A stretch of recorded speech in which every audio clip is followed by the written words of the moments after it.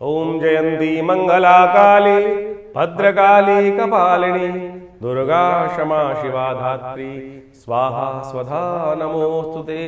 सर्वमंगल मांगल्ये शिवे सर्वार्थ साधिके शरण्ये त्र्यंबके गौरी नारायणी नमोस्तुते।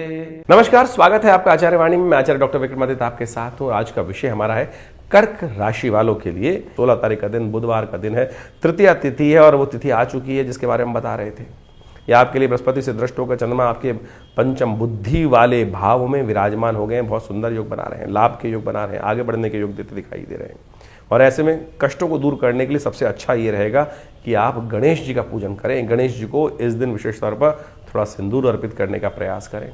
सिंदूर लाल चढ़ाकर गणेश जी का आशीर्वाद लेने का प्रयास करें।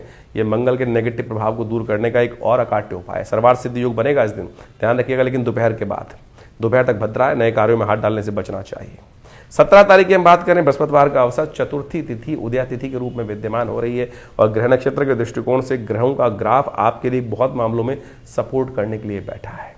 बुद्धि थोड़ा ध्यान रखते हुए कार्य करें। बुद्धि इन दिनों थोड़ी है राहु के साथ फंसी हुई है आपकी राशि के दृष्टिकोण से, और वहाँ पर शुक्र जो है वो विशेष तौर पर पूर्ण ताकत में आ चुके हैं, लेकिन बुद्ध जो है, सांसारिक बुद्धि जो है वो अभी भी वहाँ पर थोड़ी सी नेगेटिव है, तो उसके लिए थोड़ी सी आवश्यकता रहेगी। शनि महाराज अभी भी धर्म को बढ़ाएं, धर्म का साथ लें।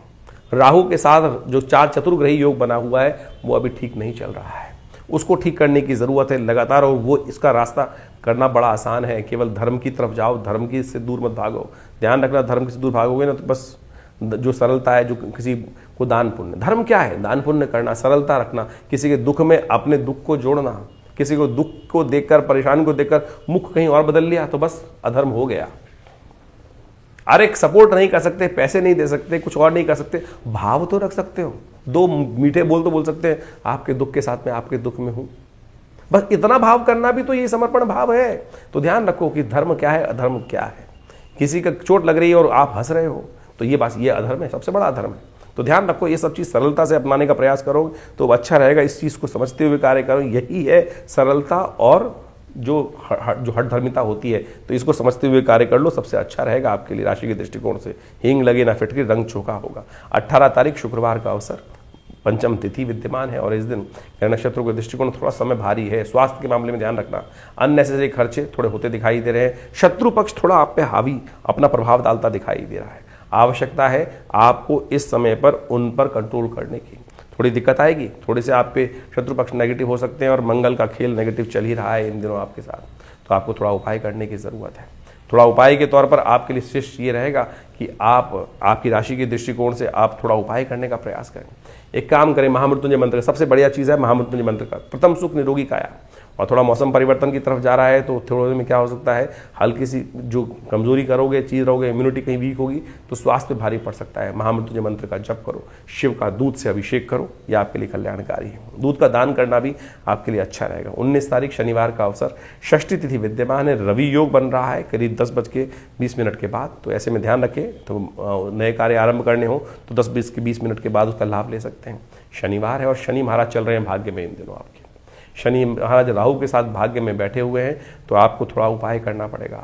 मंगल कमज़ोर चल रहे हैं और भाग्य के साथ नहीं मिलेगा तो फिर आप थोड़े हतोत्साहित हो सकते हैं और अपने आप को डिमोटिवेट कर सकते हैं। ऐसे योग चल रहे हैं कि थोड़े ग्रह धीरे स्थिति में हैं, लेकिन परिवर्तन का समय बहुत जल्दी भागता हुआ आ रहा है। उस परिवर्तन के समय को पहचानने का आपको प्रयास करना चाहिए। अच्छा ये रहेगा कि आप हनुमान जी को चोला चढ़ाएं, हनुमान जी को चोला चढ़ाएं, हनुमान जी की प्रार्थना करें। शनि भी अनुकूल होंगे, भाग्य भी अनुकूल होगा और मंगल का नेगेटिव प्रभाव भी दूर होगा। इसको समझते हुए कार्य करना आपके लिए बड़ा श्रेष्ठ है। 20 तारीख रविवार का अवसर, परिवर्तन का दिन है। जितने 2 दिन हल्के गए हैं उतना ही ये दिन परिवर्तन की तरफ आपको ले जाता दिखाई दे रहा है, लेकिन दिन भारी है। शाम आते आते वो परिवर्तन का पॉजिटिव योग आपको बनता दिखाई देगा। जो कोशिश हो, जो नया काम आ रहे हो, नई चीज़ बातें हो रही हो, नए विचार करने हो, किसी को सोच के जवाब देना हो तो बोला कल देंगे, आज नहीं जवाब देंगे।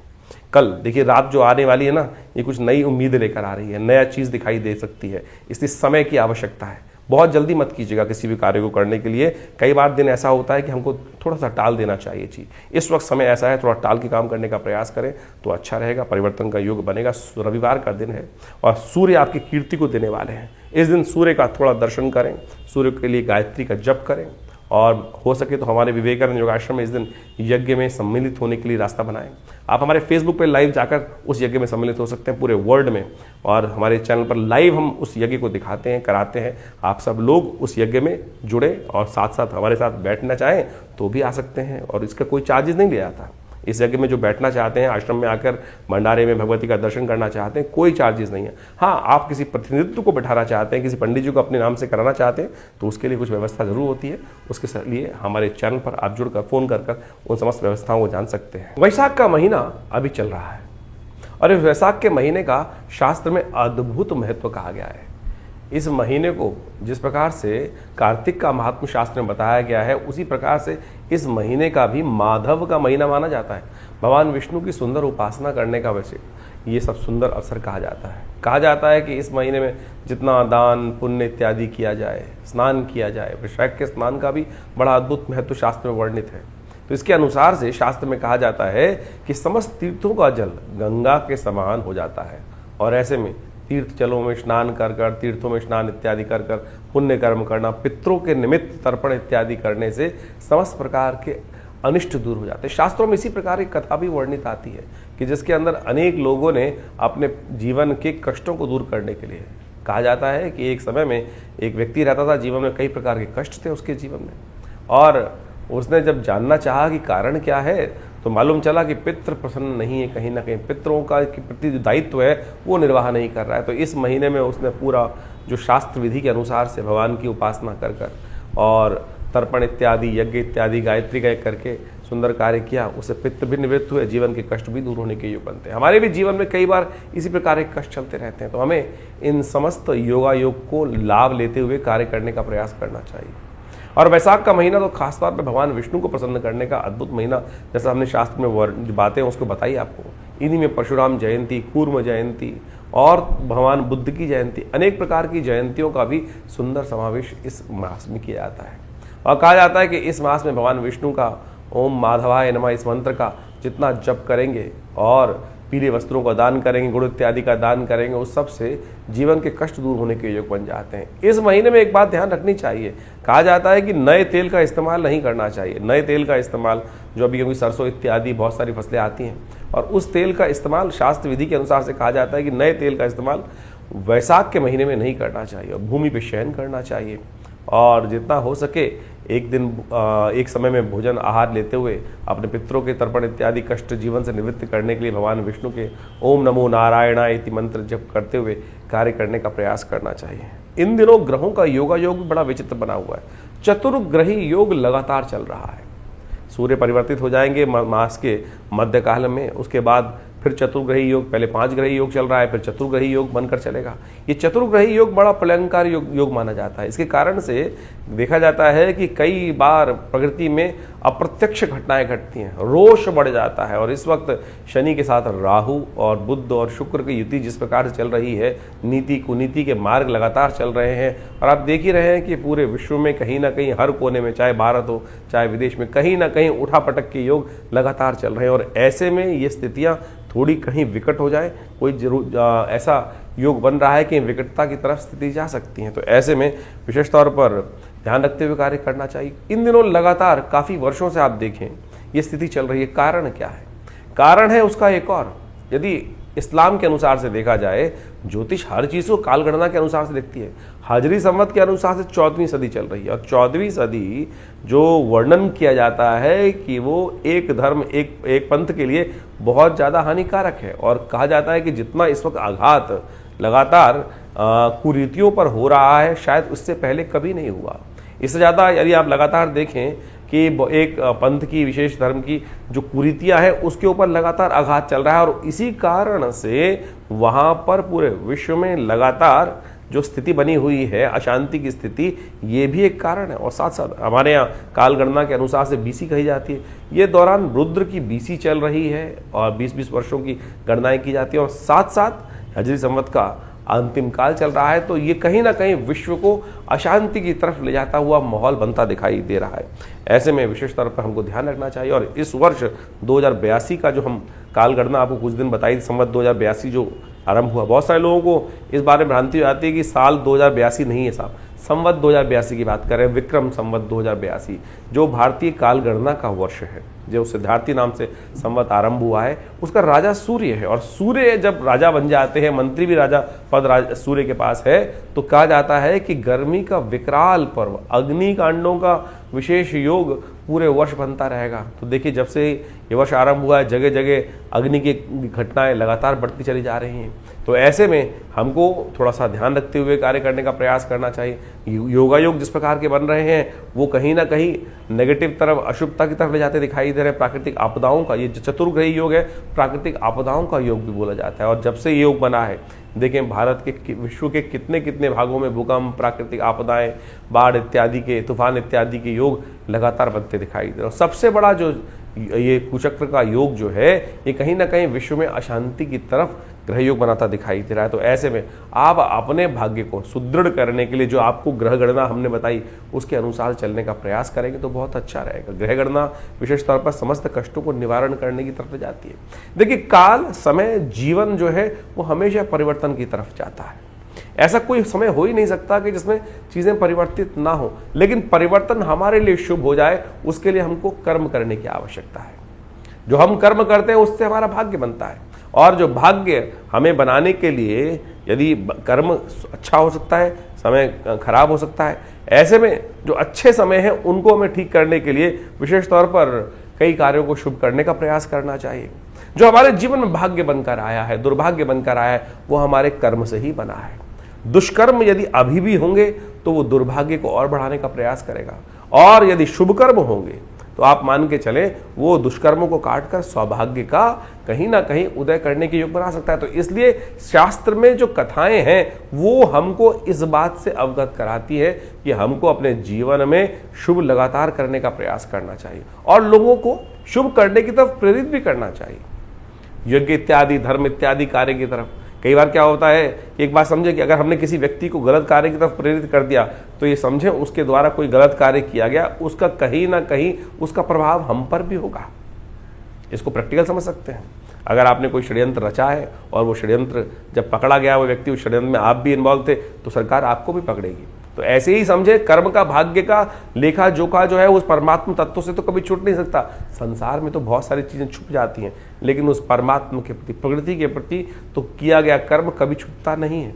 उसका तो लेखा जोखा उस धर्मराज के पास जाकर जुड़ ही जाता है। तो इस बात को समझें, लाख छुपाए संसार से हम बातें, लेकिन उस परमात्मा तत्व से नहीं छुपा सकते, अंतःकरण से नहीं छुपा सकते हम। तो इस बात को हमको ध्यान रखना चाहिए कि मनसा वाचा कर्मणा, किसी ना किसी प्रकार से कर्मों को शुभ करने का हमको यथाउचित भाव से प्रयास करना चाहिए। ये सबसे ज़रूरी बात है। और हम लगातार अपने कर्मों को शुभ करने के लिए बहुत सारे, जो हमारी भारतीय संस्कृति में देखिए क्या क्या बताया गया है, हर रोज़ कोई ना कोई उत्सव। हमारे ऋषि मुनि मूर्ख नहीं थे, बहुत चतुर थे, बहुत चतुर थे। उन्होंने संसारिक समस्याओं को जोड़कर इन शुभ कर्मों के लिए शुभ योगों का निर्माण किया, शुभ उत्सवों का निर्माण किया। कि व्यक्ति पांचों उंगलियां बराबर नहीं है, किसी की श्रद्धा किसी में है, किसी की श्रद्धा कहीं है, किसी की श्रद्धा कहीं है, तो किसी ना किसी प्रकार से वो शुभ कर्म की तरफ प्रेरित होता रहेगा, शुभ कर्म की तरफ लगा रहेगा। देखिए, पुरानी कहावत है, खाली दिमाग शैतान का। जो खाली समय होगा, कुछ नहीं होगा, तो क्या करेगा व्यक्ति? गलत कार्य की तरफ प्रेरित होगा। और आज ये उत्सव है, आज दिवाली है, आज होली है, आज सावन है, आज पूर्णिमा है, कल अमावस्या है। तो ये जब उत्सव आते रहते हैं तो कहीं ना कहीं व्यक्ति सद्मार्ग की तरफ, देखिए, अपनी श्रुति को ऊर्ध्वगामी बनाने के लिए लाख प्रयास करने पड़ते हैं, लेकिन यदि छोड़ दोगे तो वो नीचे की तरफ ही जाएगी, अधोगामी ही बनेगी। तो इसलिए हमारे संत महात्माओं ने इतने सुंदर उत्सवों का निर्माण किया। और जब हम बात कर रहे थे वैशाख के महीने में, तो एक से एक बढ़िया सुंदर उत्सवों का योगा योग बनकर चल रहा है। संक्रांति तो हर महीने आती ही आती है, तो इसमें वैशाख के महीने में भगवान परशुराम जी की जयंती, अक्षय तृतीया, जिस दिन कर्म करेंगे तो शुभ ही होगा, तो अक्षय फल प्राप्ति के योग बनेंगे। अशुभ करोगे तो अशुभ का अक्षय फल प्राप्त होगा, और शुभ करोगे तो शुभ का अक्षय फल प्राप्त होने के योग बन सकते हैं। कूर्म जयंती, अनेक प्रकार के सुंदर योग इस समय बनकर तैयार होंगे। कोशिशें करें, बड़ी श्रद्धा के साथ भगवान का स्मरण करने का प्रयास करें। हम विवेकानंद योगाश्रम में इन समस्त समयों में अलग अलग प्रकार के यज्ञ इत्यादि, नवरात्र के यज्ञ, जैसे अभी महावीर जयंती, हनुमान जयंती आएगी, उस पर सुंदर और कार्य के चलते रहेंगे। तो इन सब यज्ञों का रविवार के दिन तो विशेष यज्ञ आश्रम पे रहता ही है, हर रोज नित्य प्रति 8 घंटे यज्ञ रहता है। आप भी इन यज्ञों में अपने आप को जोड़ सकते हैं और बहुत सारे शुभ कार्य। देखिए संसार में हम यज्ञ की तरफ प्रेरित क्यों करते हैं व्यक्ति को? क्योंकि हम दान करते हैं, पुण्य करते हैं, पता नहीं किसको दे रहे हैं, क्या वो क्या करेगा हमारे उस दान के, उस हमारे सहयोग का।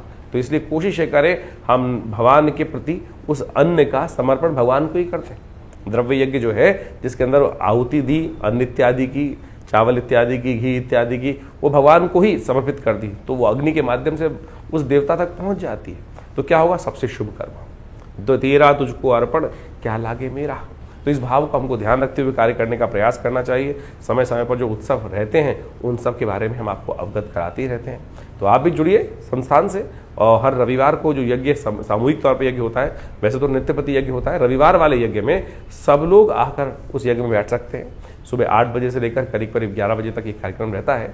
माँ भगवती के दरबार में अपनी उपस्थिति दीजिए। माँ भगवती का जो सुंदर श्री विग्रह है उसके बारे में हमने कई बार आपको बताया है। ये 400-500 साल पुराना भगवती का दिव्य श्री विग्रह है जो हमारे आश्रम में विराजित है। माँ भगवती दुर्गा का दर्शन कर कर अपने जीवन में उनका कृपा, अपने जीवन में उनका आशीर्वाद लेने का प्रयास कीजिए, देखिएगा परिवर्तन होगा। जो लोग कहते हैं ना कि हमारा समय परिवर्तन की तरफ जाता ही नहीं, अरे परिवर्तन के लिए हम कर क्या रहे हैं? हम सपनों में संसार बुनने का प्रयास कर रहे हैं, विचारों में सपनों को बुनने का प्रयास कर रहे हैं। प्रत्यक्ष कर्म क्या कर रहे हैं? यदि प्रत्यक्ष कर्म सही रूप से करें, चाहे वो साधना हो, चाहे वो मंत्र जप हो, तो देखिएगा ऐसा हो नहीं सकता कि समय परिवर्तन की तरफ ना जाए। विचार शुभ रखते हुए हमको अपने आप को शुभ कर्म की तरफ प्रेरित करना चाहिए। यही कल्याण का मार्ग।